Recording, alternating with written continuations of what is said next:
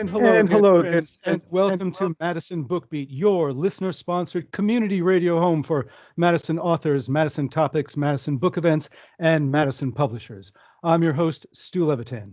Our guest today is literally a son of Madison, Andrew Maraniss, coming back this Thursday for a virtual presentation of his new award-winning book, Games of Deception, the true story of the first U.S. Olympic basketball team and the 1936 Olympics in Hitler's Germany. That event is Thursday at 7 o'clock through our friends at Mystery to Me. His interlocutor then will be his father, two-time Pulitzer Prize-winning author and journalist David Maraniss. You can find more details at mysterytomebooks.com. Before we go any further, a big thank you to the folks who showed their support for the station and the show last week during our very brief summer pledge drive. 4 listeners from Madison: Jack, Frederick, James, and Doreen. Elizabeth from Helenville. Maybe this week we'll get Helen from Elizabethtown, and the ever-popular Anonymous. We literally cannot do it without you, and we do appreciate your support. And if you did not get around to taking care of business last week, do not fear. The big orange donate button does still work. It is right there on the homepage at wortfm.org, and you've got all the thank you gifts that we have to offer. Now then, as to today's show, you all know what basketball is. You all know what the Olympics are. You all know who Hitler was. So that part doesn't need any more information or introduction. As to Andrew Maraniss, well, first of all, as noted, he is the son of David and Linda Maraniss, a pioneering environmentalist in her own right, born right here in Madison, now a resident of Brentwood, Tennessee, with his wife Allison and their 2 young children. That makes him, on his father's side, the grandson of the great newspaperman Elliot Maraniss and his wife Mary, a superb book editor herself. You can follow Andrew on Twitter at TrueBlue24, that's TRUBLU24, or visit his website, andrewmaraniss.com. Second, and perhaps even more important, he is really good at telling historical and sports stories with a larger social message. Games of Deception has already received the 2020 Association of Jewish Libraries Sidney Taylor Book Award for middle grade readers. It was named one of Amazon's top books for 2019. His first book, the New York Times bestseller Strong Inside, Perry Wallace and the Collision of Race and Sports in the South, received the 2015 Lillian Smith Book Award and the only special recognition honor at the 2015 Robert F. Kennedy Book Awards, the first sports-related book so honored.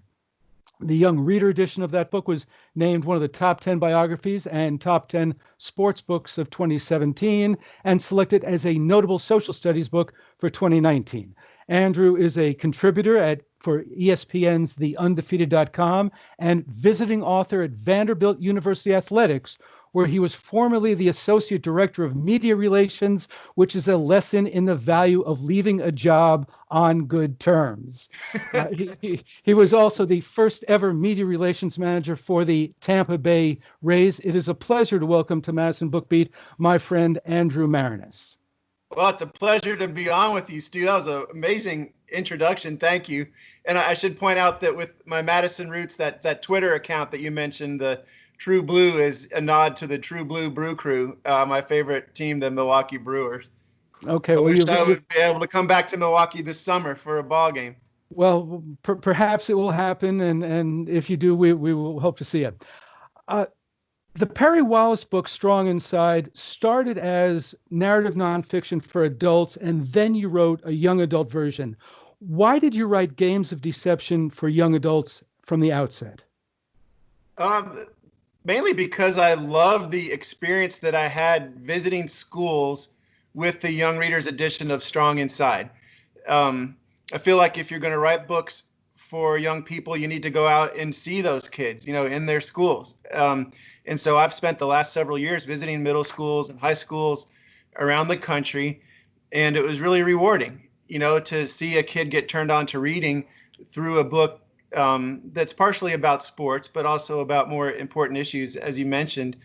And the most gratifying thing to me was when a librarian or a teacher would come up and say, you know, this kid in her class or their class didn't really like to read before, and they discovered this book, and now they love to read, and they come into the library, you know. And so it just felt more rewarding in a way for me to touch young readers than adults. And so that's why I decided to do it. And how do you write about something as stark and evil as Nazi Germany in a way that's manageable for young teens, but doesn't seem simplistic to older readers? Yeah, and that gets to a point too. I mean, I hope that my books are sort of available to a broad section of people. I mean, adults are reading young adult fiction all the time. Probably more adults are reading young adult fiction than kids. And so I feel like, you know, there's a niche for YA nonfiction that's accessible to adults too. And so it is a sort of a balancing act to not offend your older readers, but also to give the necessary background for younger readers.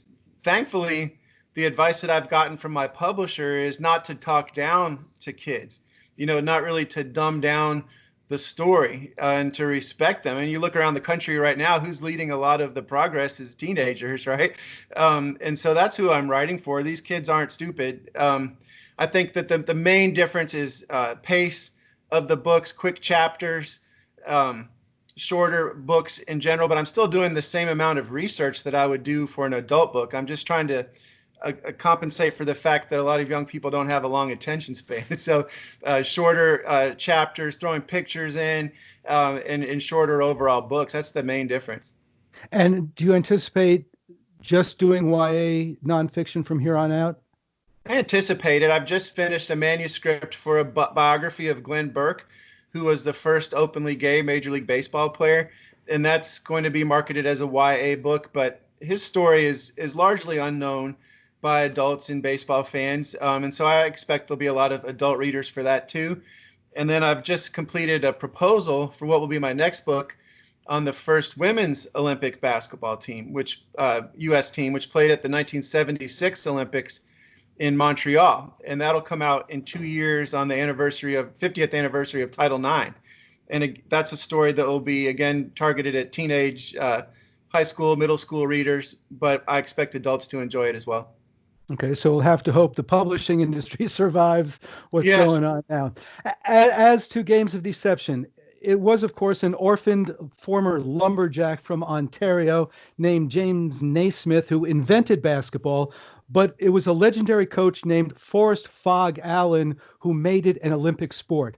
What did that take to make basketball an Olympic sport fairly soon, not that all that long after its invention? Yeah, just 45 years after its invention, you know, in one gymnasium at one school in Massachusetts, it's played in the Olympics. And James Naismith is the father of basketball, but he called Fogg Allen the father of basketball coaching. And Fogg Allen, the coach at Kansas, was the person who really elevated basketball from a gym class activity. And that's really what Naismith saw it as a way to keep his students busy in the cold months of winter.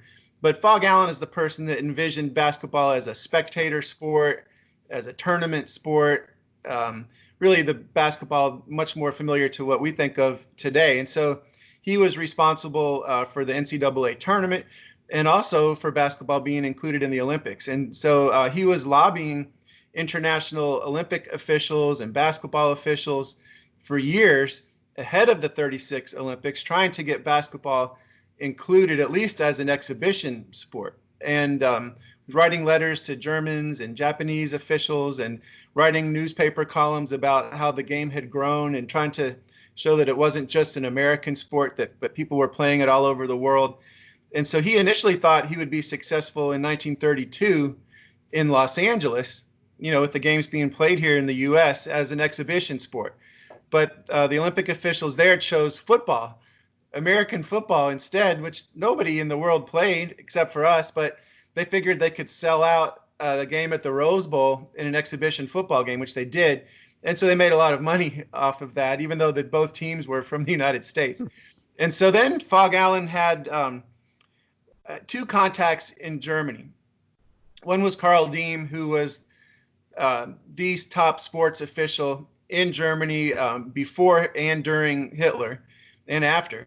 And he also had a contact named Fritz Zwicky, who had been a foreign exchange student during a basketball clinic in Springfield, Massachusetts, and Fog Allen happened to meet him there.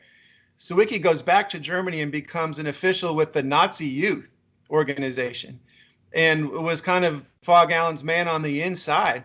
And the Germans had a real interest in making sure that the United States participated in the 36 Olympics for propaganda purposes. If the U.S. didn't come and the American media wasn't there, then they would lose pretty much all the propaganda value of those Olympics. And so I think that they were throwing the United States a bone by, listening to what Fog Allen had to say about basketball, including this popular American sport. They also included a baseball exhibition game at those Olympics, when baseball was an unheard of sport in Germany, again, as sort of a favor to the Americans. And I think it did play a role in public perception of American participation in those games. And so it's an uneasy truth to realize that it was through communication with actual Nazis that Fog Allen was successful in getting basketball included in the 36 Olympics. Now, to remind people what the reality on the ground was, the notification that basketball is going to be a sport at the Olympics comes in the fall of 1934, before the 1936 Olympics. By 1934, the Dachau concentration camp had opened. There were laws banning Jews from government jobs and public schools. Whether or not this bothered Fog Allen, we know it did not bother Avery Brundage, the head of the American Olympic Committee. Just how much of an anti-Semite was the most powerful man in American amateur sports? Right. He was an incredible anti-Semite. And I visited his archives at the University of Illinois as part of the research for this book. And I remember opening up a file folder that basically just fell over with anti-Semitic magazines and newsletters that he subscribed to, letters that he was getting from around the country that were incredibly anti-Semitic, and then also letters that he was sending to Nazi officials also, trying to get them to help him influence public opinion in the United States. And so he was actually sending letters saying, send some positive, quote unquote, positive coverage of the Nazi regime to American newspapers to counterbalance the negative coverage, and so he knew that there was going to be a time when a vote would be taken on whether the U.S. would participate in those games. And he was trying to influence public opinion as much as he could and enlisting Nazis to help him do it. He would receive letters from supporters that were signed Heil Brundage, Heil Hitler. And, you can't control what someone sends to you, but you can control what you write back, and he would write back complimentary letters to these people that were saying things to him like that. So there's no doubt in my mind that Brundage was a terrible anti-Semite. Now, was this a secret, or did everybody know that Avery Brundage was an anti-Semite? I don't think it was much of a secret. Even when he went to Germany he went on a supposed fact-finding mission to Germany ahead of this vote and was accompanied by Nazis the whole time who he considered close friends. He assured them that his private club in Chicago did not admit Jewish members either, but I think he wasn't alone in his anti-Semitism in the United States. And that's why there was such basically a 50-50 split on public opinion in the U.S. of whether we should participate in those Olympics. And not everyone who thought we should go was necessarily an anti-Semite. I mean, the one Jewish player on the American basketball team chose to go. There were black athletes that were being lobbied by the NAACP to say racism anywhere is racism everywhere. Jesse Owens received that message. But Jesse Owens and Sam Balter, who was the Jewish player on the basketball team, said at that time, based on what they knew, that they felt the best thing they could do was to go to these games, to play well, perform well, win a gold medal, and that would be the best way to refute these claims of Aryan supremacy. How extensive was that public debate? Was it a matter of ongoing public controversy, or was it just sort of isolated to particular parts of the country? I do think it was isolated primarily to certain parts of the country. So there was a march in New York City, and I found a picture of it with 100,000 people marching through the streets of Manhattan protesting the Hitler regime and the idea of going to these Olympics. Rabbi Stephen Wise in Manhattan was giving many sermons about the dangers of Nazi Germany and how just offensive it was to the idea of sportsmanship and fair play that we would go to these Olympics. I think in much of middle America, or maybe there wasn't much of a Jewish presence, the newspaper coverage wasn't as great about what was happening there. I would say the team, even athletes, and I thought this was interesting to me. For those who would say, well, how much did we really know about what was happening in Germany in their mid-30s before the Olympics? Even basketball players at Long Island University had enough sense of what was happening to boycott the American qualifying tournament. They had the best college basketball team in the country at that point, had won 30-something games in a row. And the way the U.S. basketball team was formed for the Olympics was not players chosen individually the way they would now. They played a tournament, and they said whichever two teams advance to the championship game of this qualifying tournament will combine their rosters to become the U.S. Olympic basketball team. Well, Long Island University had a really good chance to be one of those two teams, and they took a vote as a team, and they weren't all Jewish players on the team. Less than half of them were, but they took a vote as a team to boycott the qualifying tournament. So this was an example of athletes using their platform to take a social and political stand in 1934-35 heading into these Olympics. Have you reflected on what you think you would have done if you had been an athlete on one of those teams? Oh, gosh. I think it's really hard to put yourself in that position. You would like to say that you would make the same decision as those LIU players and boycott the games. But how am I to say that I would make a decision that Jesse Owens and Sam Balter didn't make, and then they went to the Olympics? And I think it was interesting in Sam Balter's case. And again, he's the Jewish player on the American team. He asked a lot of Jewish friends, what he should do. And he kind of got sick of people telling him what to do, honestly. And it was a real basic sort of human emotion, even though we're talking about such a big piece of world history, but sometimes you just react to everyone telling you what you should do. And so he said, well, no, I'm going to go, don't tell me what to do. So I don't know. I hope I would say I wouldn't go, but who knows? I might have gone. How did Balter reflect on having gone afterwards? He still, to his dying day, said it was one of the best experiences of his life, being able to participate in the Olympics. He was a basketball player, and he got to play in the very first Olympic basketball tournament. That meant a lot to him. And that's not to say that he was oblivious to what was happening. He was the one member of the team that really did pay attention to Brundage's anti-Semitism on the boat to Germany. Brundage was criticizing the opponents of American participation, and Balter was offended by that. When they arrived at the Olympic Village, they had brochures and books in the Americans' dormitories that were glorifying Hitler, and there were German soldiers that marched them to their barracks, and Balter was offended by that. But again, he enjoyed playing in the basketball tournament. He said people treated him well while he was there. And so even despite, in hindsight, knowing what happened in the Holocaust and World War II, he was still able to compartmentalize that experience in the Olympics, and he enjoyed the fact that he was there. We're talking with Andrew Maraniss. His book is Games of Deception: The True Story of the First U.S. Olympic Basketball Team and the 1936 Olympics in Hitler's Germany. That was high praise. That was a Freudian slip of high praise when I started to call you David. You referred to the odd way that they created the team of having a tournament. Tell us a bit about the Universal Players and the Globe Refiners. Yes, so these were the two teams that advanced to the U.S. qualifying championship game and were combined to become the U.S. Olympic basketball team. They came from completely different circumstances. So you had the Globe Refiners from McPherson, Kansas, and both of these teams were AAU teams. And today, big basketball fans think of AAU as high school phenoms, who are being recruited to play for the big-time college programs. Back in those days, AAU, which stands for Amateur Athletic Union, these were players who had already played college ball. There was no NBA, so the next step for them was to play for company-sponsored basketball teams. And so one of them, the companies that sponsored a great team, was the Globe Oil Refinery from McPherson, Kansas. And they were sort of a modern style of basketball team. They did a full court pressure defense, a fast break offense.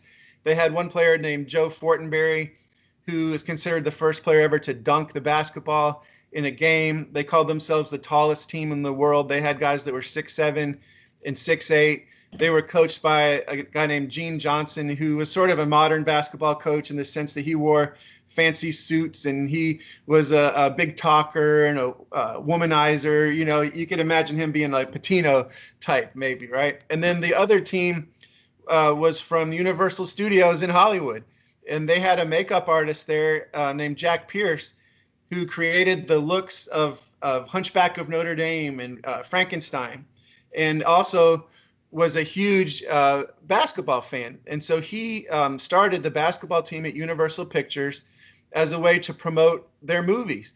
The guys would travel from city to city with Universal on their chests. Pierce would dress up the players in the costumes of these characters that he had invented for the movies, and they would entertain the crowd before a ball game. And they played a much slower brand of basketball. They called themselves the Sure Passers, as if that was an exciting marketing term, Sure Passers, you know. And so these were the two teams that were combined to go to Berlin to play in the Olympics. And Sam Balter had played at UCLA. He worked as a stagehand at Universal Pictures, and so he was on that Hollywood team. And tell us just a bit about Carl Laemmle, the man who founded Universal Pictures, and the fact that at one point Leni Riefenstahl was in one of his movies, which is an amazing little ironic twist. Yeah, a totally ironic twist that here you have Carl Laemmle, who was born in Germany, immigrant to the United States, lived in Wisconsin and Chicago, and then went out to LA and started Universal Pictures. You have a German Jew who's sending his basketball team to Nazi Germany to play in the Olympics. And as you mentioned, one of his earliest films, Leni Riefenstahl, who's documenting the 36 Olympics for Hitler in the documentary Triumph, was one of his actresses. But right before the Olympics, he dropped his sponsorship of the team and sold the studio. It was going bankrupt. And so he didn't literally send his basketball team to Germany for the Olympics, but these guys all had Universal on their chests in the qualifying tournament, and they all worked at the studio before the Olympics. Now, the guys on both teams lost their jobs when they came back after the Olympics, and this happened to a lot of Olympians. There wasn't maybe the support that you would hope for athletes going to represent the country in the Olympic Games. They were basically told, you're going to take a month off of a vacation to go play sports during the Depression. You know, we're not going to guarantee your job's going to be here when you come back. And so almost all of them lost their jobs. You mentioned that there was a qualifying tournament. Apparently they had great expectations for how popular this tournament would be. They're going to fill Madison Square Garden, and things did not turn out as they had planned. Yes, the U.S. Olympic Committee expected to make enough money off of this qualifying tournament to be able to afford to send every single U.S. athlete, not just the basketball players, to Germany for the Olympics on the SS Manhattan. They didn't fly. You know, they took this ship to Germany for the Olympics. They didn't even make enough money off the tournament to send the basketball team to the Olympics. So the turnout was light, in part because the games were played at Madison Square Garden in New York City, which was the center of protest, and boycott sentiment for those Olympics. So there wasn't a lot of enthusiasm for these tryouts. The American players from Kansas and from Los Angeles went back home after the qualifying tournament. And in both cases, they had to raise enough money on their own, basically on bake sale type things, to afford to get back to New York City to get on the boat back to Germany. The team in Kansas went door to door selling lottery tickets for $1 a piece. Team from Hollywood, it wasn't until the day before they would have to get on the train to make it to New York in time. Several Hollywood actors and producers and directors contributed enough money for them to afford to take the train to New York City. So they take the train, they get on the boat, they get to Berlin. We get to August 1st, 1936, the opening ceremonies, with a touch of Nazi stagecraft that is still a big deal. The arrival of the Olympic flame is a Nazi invention. It's not some ancient Greek tradition. It's the Nazis. Absolutely, and there is a lot of that sort of pomp and circumstance of the Olympics that really either was invented or flourished for the first time at those 36 Olympics. So Nazis were trying to tie themselves to the ancient Greeks in any way possible at those Olympics. And the idea of the torch relay from Athens or from Olympia to Berlin was first done at those Olympics. There's a whole sort of military feel to those opening ceremonies with all the countries marching in and bowing their flag to the president or the dictator of the host country. United States didn't dip the flag to Hitler, and I found out through research that caused a lot of uproar in the stands. And in fact, one of the wives of one of the American basketball players was punched in the back by an angry German when he saw that the U.S. didn't dip the flag to Hitler. Do you know how high up that decision was made to not dip the flag? Apparently, it had already been a part of tradition in the United States. I don't think we had dipped the flag at prior Olympics either, and was just a thought that we don't sort of bow ourselves to any foreign leader. It wasn't only directed at Hitler in those Olympics. But didn't the baseball players make a bad gesture at the exhibition game? They did. So I was reading some articles about this exhibition game played at the Olympic Stadium in Berlin.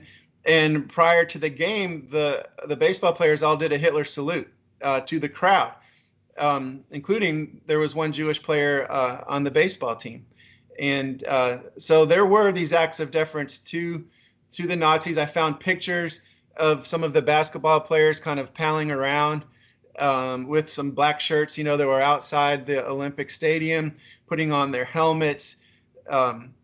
Others felt like the hospitality they received, even from Nazi soldiers who would invite them to their houses, was great. There was a basketball player named Bill Wheatley who came back from the Olympics and marveled at the sort of organization of the games and said, maybe we need a Hitler over here, to get our act in order.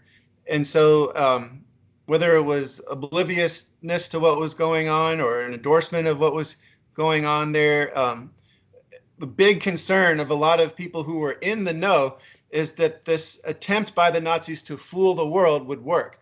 And that's why my book is called Games of Deception, is that the whole purpose that Hitler had for hosting the games was to deceive the world into thinking that everything was just fine there, and to buy some time. And there were plenty of American journalists and athletes who bought into it and came back from those Olympics saying that everything was great and, there's nothing really to worry about, that they had a great time. You quote an article from the New York Times afterwards that is almost effusive in its praise of Hitler and Germany, and they're a peaceful people and they're so well organized and this is great. And so apparently his tactic worked. Yeah, I think it really did to a large degree.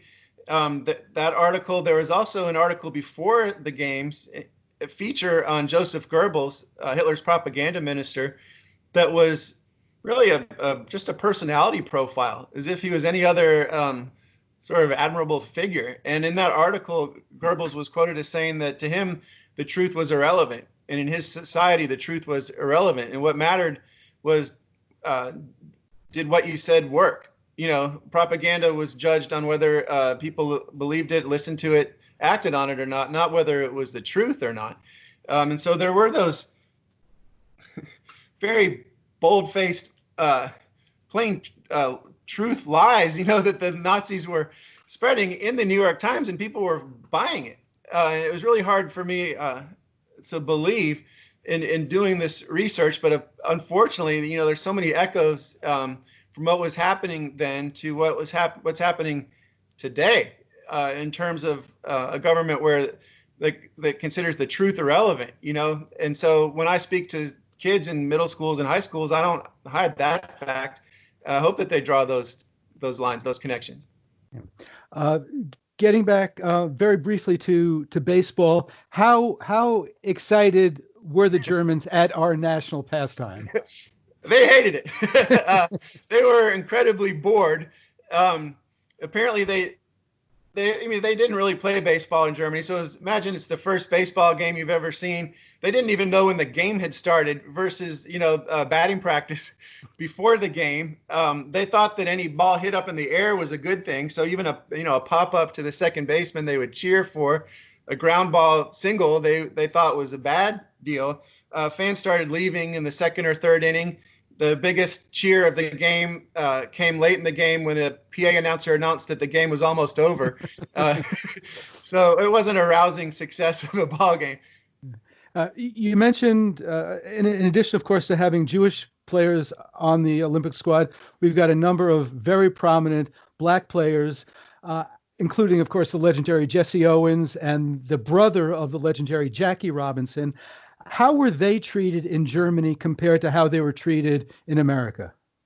Yeah, so there were a number of African-American athletes on the U.S. delegation, none on the basketball team, and none on any of the team sports, which is interesting to think about, that the Olympic officials were willing to let Black athletes compete in individual sports, but not in team. So track, boxing, that sort of thing. And for the most part, they felt that they were treated better in Nazi Germany than they were in the United States, which is quite something, right? Even Jesse Owens, the star of those Olympics, when the U.S. Olympic Committee put together a magazine after the Olympics, sort of touting the success of those games, and here Jesse Owens won 4 gold medals. His picture isn't even in the official U.S. Olympic Committee recap of the Olympics. When he's to be honored at hotel banquets in the United States after the games, he's made to ride the service elevator up to these banquets, celebrating him. In some cases, his wife isn't even allowed to attend. He can't find a job. And Mac Robinson, who you mentioned, Jackie Robinson's brother, here he's an Olympic medalist as well. Only job he can find is cleaning the streets of Pasadena, in the middle of the night, wearing his USA sweatshirt. But for the most part, the Germans treated these athletes great. Jesse Owens even developed a friendship with one of the German athletes, Lutz Long, who was also a long jumper and was killed fighting for Germany in World War II. What was the atmosphere like during the games, both in the stadiums and in the streets? Okay, so it was, this is part of that whole deception. The atmosphere in the streets of Berlin was, a big party. They said it was sort of the prettiest that Berlin had looked in centuries, in terms of cleaning the streets and the buildings and putting up flowers and flags, and even waiters and waitresses at hotels and traffic policemen all taught English so that they could be hospitable hosts to the American and British guests that were there for the Olympics. At the Olympic Village, this was really sort of the first modern Olympic Village. They had an Olympic Village in LA in 32, but they were cardboard houses that they lived in. In Berlin, it was a true village with nice dormitories, with a movie theater, with a dining hall, with chefs brought in from every country to make their favorite foods. They imported squirrels and deer into the forest. In those Olympics, they brought in prostitutes for the athletes during the Olympics. And so they tried to create sort of this pleasure palace for the Olympians. However, they also had an information desk that was supposedly manned by these very helpful women, but they were undercover Nazi spies. They were intercepting the mail that was coming in for the Olympians, and anytime there was any anti-Hitler messages or brochures, which were sent to some American and British athletes, those were, confiscated and thrown away before they got to the Olympians. But to a man, the Olympians said that they had a great time in the village and that the fans were enthusiastic. There were a few people who felt a little put off by the spirit of nationalism at the events. Even James Naismith noticed that and wrote about that in his diary. Grantland Rice, the legendary sports writer, noted that. And so there was a different feel of pro-German nationalism within the sporting events that hadn't really been there at prior Olympics. So finally we get time for basketball. Things go wrong from the start. James Naismith shows up and he can't get in. Yeah, that's one of my favorite stories of all in doing research for this. The inventor of the game makes it all the way to Berlin. He shows up at the first game and he's not on the pass list. He expected that he would be well taken care of. It was Avery Brundage again, who I think was a little bit jealous of Naismith's profile, and he struck him from the pass list. And so Carl Diem, who I mentioned, who was that German Olympic official, scrambled, and they put together, in fact, a sort of a miniature opening ceremonies for Naismith's benefit, where all the basketball teams of the world paraded in front of him and presented him with flags. Saw even a Nazi flag that he brought back with him from Germany. And so he was able to see all the games from there, and he took copious notes, sort of scouting all the different countries and how far they had advanced in his game.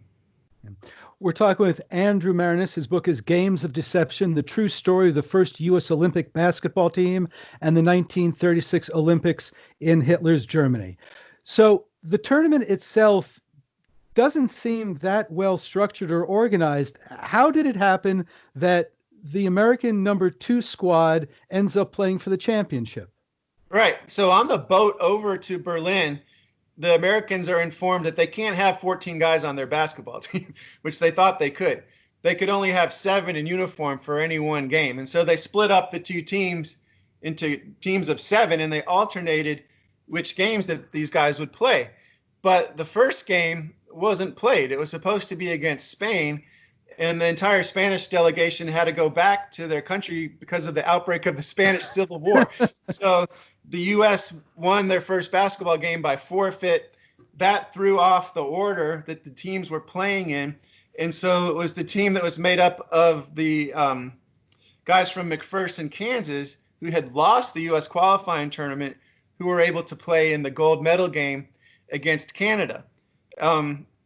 And that game was really a farce of a basketball game. So the entire Olympic basketball tournament was played outside. They played on clay tennis courts that had been converted to basketball courts. And it worked out fine for the first few rounds when the weather was nice. But the day of the gold medal game, it rained all day. And so they played in a big mud puddle. The players said when they tried to dribble the ball, it wouldn't bounce back up to them. It would just get stuck in the mud. The type of basketball they were playing with was a German model called a Berg basketball. Didn't have any grain, any dimples on it, so it was completely smooth and very slippery in the wet weather. And so the final score of the biggest basketball game in the history of the world played to that point was 19-8. U.S. won the gold medal, and that was a really, really low-scoring game even for those days. It sounds like one of those Dick Bennett Wisconsin games. Yeah, that was the first. I think the Wisconsin Butler game. Yes. Yeah. So, what did people think of what they were watching?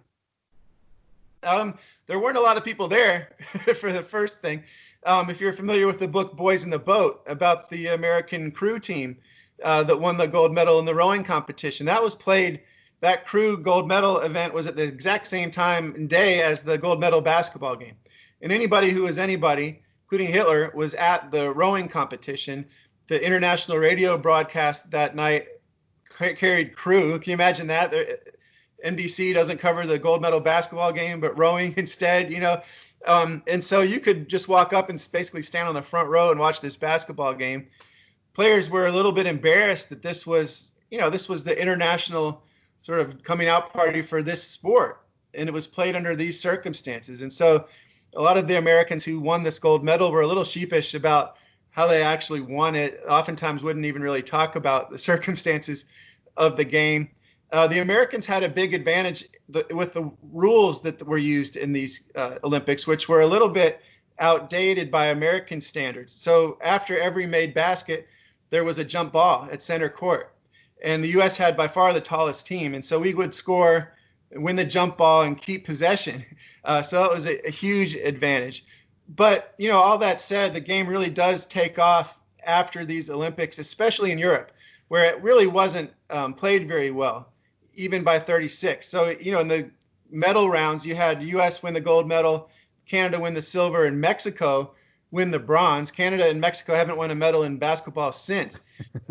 And so a lot of the European countries really were exposed to well-played basketball for the first time at those Olympics, and that sort of changed the trajectory of international basketball.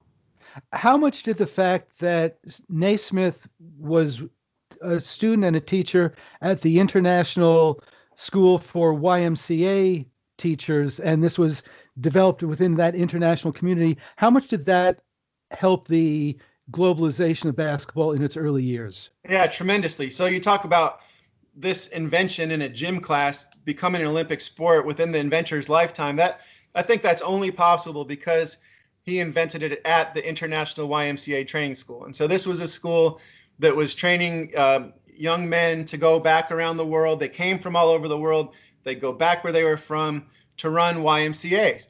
And so many of these players who played in these first games loved the game, and they took it with them wherever they moved back to. And then they also had a newsletter called The Triangle. And if you've ever been to a Y, there's always a triangle built into the Y's logo.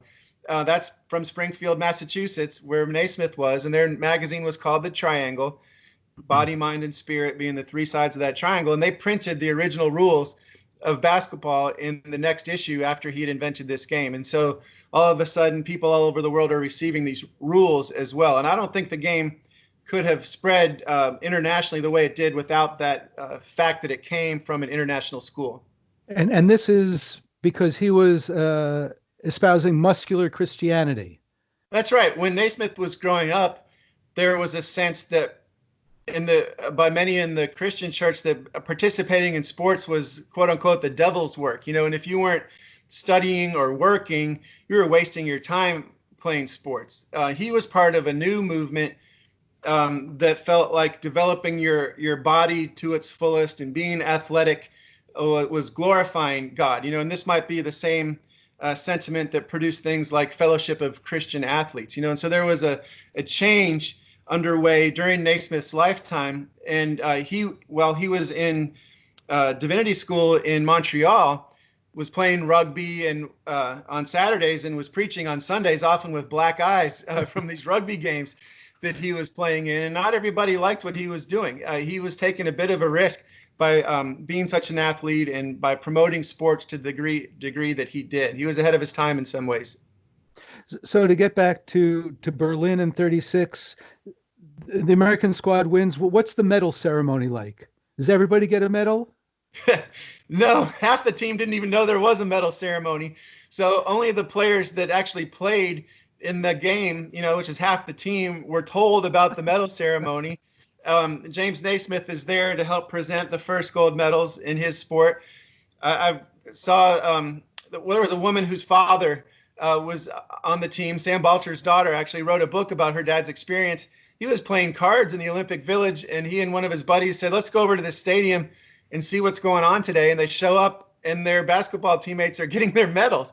And so many of the players from Los Angeles, they did not receive their medals in Germany. They had to wait until they got home and just wait for the mail to come to receive their gold medals as medalists on the first Olympic basketball team.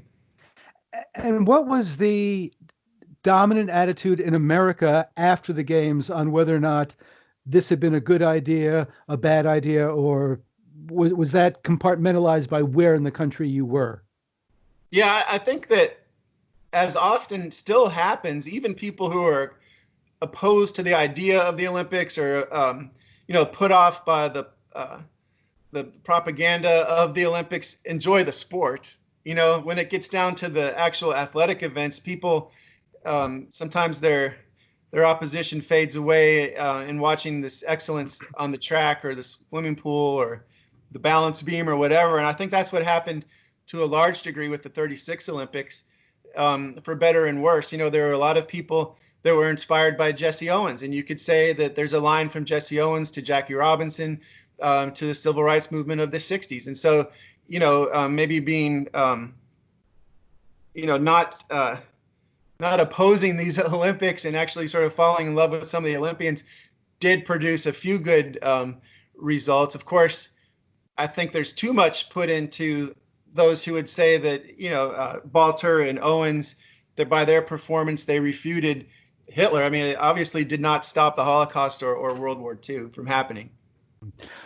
One of the hallmarks of your father's narrative nonfiction is the connections he finds between people, like the daughter of one of the soldiers he writes about marrying the son of protesters he writes about.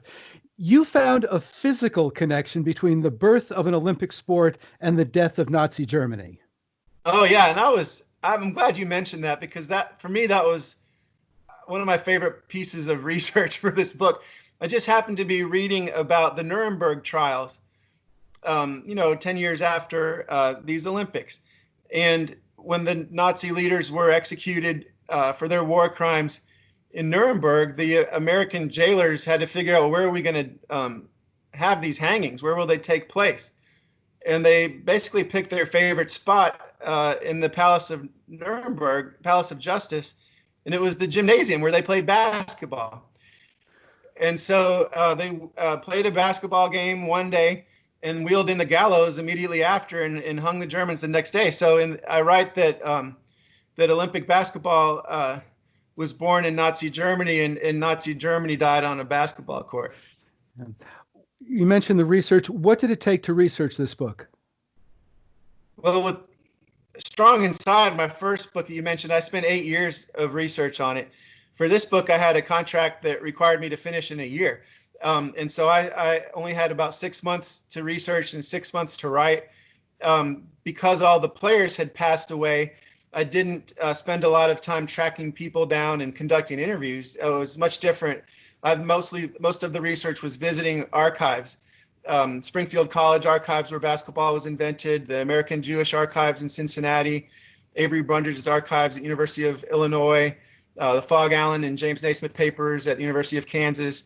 And then I did interview the sons and daughters of many of the Olympians and read a lot of books about the 36 Olympics. And so as opposed to a book that's based primarily on interviews, this was based on other sources. Now, David always takes Linda when he goes to research books. Did you take Allison on your travels? Well, actually, no. And, I didn't go to Berlin for the research for this book. And so one of the things we've talked about when travel resumes is a trip to Europe and possibly to Berlin also, as a thank you for her support and patience as I was working on this book. You mentioned some of the buildings in Germany. Are there buildings from the Olympics that remain? The Olympic Stadium, the main Olympic Stadium, still remains, and it's the home of a German soccer team now in Berlin. I think there are one or two of the Olympic Village bungalows that are still there. There's an exhibit to Jesse Owens in one of them. But most of the facilities from the 36 Olympics were destroyed in World War II. There was even a battle outside the Olympic Stadium in World War II and at the Village. You mentioned that all the players and administrators are long dead, of course. Who would you really have liked to have interviewed? Would it have been somebody like Avery Brundage or an athlete like Sam Balter and Jesse Owens? Right. From the basketball side, I would have loved to have interviewed Sam Balter. I think that just the fact of being a Jewish athlete, the only American Jewish athlete to win a medal at the 36 Olympics, would be fascinating to talk to. And just as we talked about earlier, his conflicted feelings about participating and succeeding at those Olympics. He became a radio announcer. So you have some things in common too, Stu. He started actually one of the first coast-to-coast sports radio programs, a precursor to ESPN. He was on the air on VJ Day. I have a picture in the book where he's receiving the teletype news that the war was over, and so he had a fascinating life. He became a play-by-play baseball announcer, and I would have loved to talk to Sammy Balter. What about Avery Brundage? Oh, of course. I think he would have been one of those guys that would have been tough to get the truth out of him, probably, but the papers were there. I could have confronted him with these letters that he was writing to the Nazis, shown him these newsletters and letters that he was writing that were so anti-Semitic. Also could have had a good conversation with him about the idea of amateurism, in the way that seems to be changing now. It has changed in the Olympics and college sports as well. You've mentioned my dad a few times. He's working on a book now on Jim Thorpe. And so Brundage and Jim Thorpe had their own run-ins as well. And of course, Avery Brundage's anti-Semitism was held against him so strongly, he became head of the International Olympic Committee. Yeah, he's after all of this being in cahoots with the Nazis in 36, he's not banished. He's promoted to head of the International Olympic Committee and has a major role in the 72 Olympics, in Munich and beyond. And so, it was really eye-opening for me to see the connections between fascism and the Olympic movement that were so strong in the 30s and beyond. Now, was he the head of the IOC during the Mexico City Olympics in '68? So he was the head of the. Shoot, I can't remember. I think he was the head of the American Olympic Committee then, and was responsible for sending Carlos and Smith home after their protest in those Olympics. That's what I thought. So he has a long history of anti-Semitism and racism. Exactly. Well, that is about all the time we have. My thanks again to Andrew Maraniss. The book is Games of Deception, the true story of the first U.S. Olympic basketball team and the 1936 Olympics in Hitler's Germany. Andrew will talk about it with, as I said, his father, David, this Thursday. That is at 7 o'clock via Crowdcast. You can find out more details at mysterytomebooks.com. There are two other big Crowdcast virtual events this week from our friends at the Wisconsin Book Festival, both also at 7 o'clock. Wednesday night, Salman Rushdie presenting his new novel, Quixote, his take on the Cervantes classic Don Quixote. And when I was in 7th grade and they assigned characters to all the students, my English teacher decided I was like Quixote because I stood in the shadows and gave the good lines to somebody else to speak because I was apparently shy at that point. So that's Salman Rushdie updating Cervantes. That is on Wednesday. And Thursday night, potential vice presidential nominee Stacey Abrams. She will be in conversation with Ben Wickler, chair of the Wisconsin Democratic Party, about her new book, Our Time Is Now. That event is presented in partnership with our friends at A Room of One's Own as part of the From Books to Ballots initiative. So we got Mystery to Me, Room of One's Own, and the Wisconsin Book Festival all represented today. And see, here is where virtual book events are even better than in person, because whichever event you don't watch live on Thursday night, whether it's Andrew Maraniss or Stacey Abrams, you can watch the video whenever you want. I like this new world, to tell you the truth. Me too. I have a choice between Stacey Abrams and me. I think I'll listen to Stacey Abrams. No, you're live at that point. You got to talk to David. And you can watch those shows on video, just like you can listen to this show or any other WORT programming in our archives, which are conveniently located at WORTFM.org. That is the same URL, by the way, where you can find the aforementioned donate button. So we hope you give all that a chance. Next week on Madison BookBeat, Madison's own John Nichols with his new book, The Fight for the Soul of the Democratic Party, the enduring legacy of Henry Wallace's anti-fascist, anti-racist politics. On behalf of engineer Liz Stottleman, News and Public Affairs Director Shali Pittman, Andrew Maraniss, and all of us here at Madison BookBeat, I'm Stu Levitan. Thank you for joining us. Now, as Ben Sidran plays us out with a bit of Little Sherry, please stay tuned for Alex Wilding White and All Around Jazz. You are listening to WORT 89.9 FM Madison, listener-sponsored community radio. Thank you for your support.